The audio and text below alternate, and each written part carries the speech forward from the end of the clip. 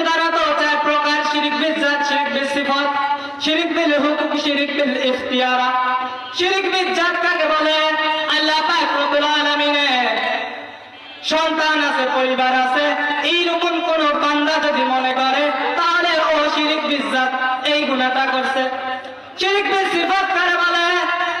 আল্লাহ পাক রব্বুল আলামিন পৃথিবীর তামাম পৃথিবীর ময়দানে হাজির আর নাজির আছেন। সমুদ্রের নিচে যে মাছ আছে ওইটা কি করতেছে আল্লাহ পাক রব্বুল আলামিন ওইটা জানেন। গর্তের ভেতরে পিপিলিকা কি করতেছে আল্লাহ পাক রব্বুল আলামিন ওইটাও জানেন। শিরিক বিল হুকুক কারে বলে? শিরিক বিল হুকুক ওইটারে বলে কোন বান্দা যদি আল্লাহ পাকের হক মানে সেজদা, সেজদা এইটা আল্লাহ পাকের হক, এই হক যদি কেউ নষ্ট করে তাহলে তাহলে ওই বান্দা শিরিক বিল হুকুক করেছেন। 4 নম্বরে শিরিক বিল ইখতিয়ারা, কোন বান্দা যদি আল্লাহ পাকের নাম আছে, প্রত্যেকটা নামের একটা করে গুণ আছে।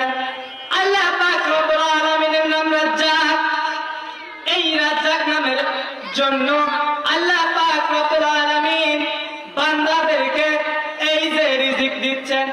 এখন কোন বান্দা যদি আল্লাহ পাকের রিজিকের কথা ভুলে গিয়ে যদি কোনো বাবা, যদি কোনো মেয়ের বাবা যদি মনে করে সরকারি চাকরি হলে আমার মেয়ে ভাত পাবে, এইটা যদি কেউ চাকরির উপরে ছেড়ে দেয়, আল্লাহ পাক রব্বুল আলামিন তার নাম যেহেতু রাজ্জাক, এই রাজ্জাক নামে ও অস্বীকার করলো, ও শিরিক বিল ইখতিয়ারা করলো।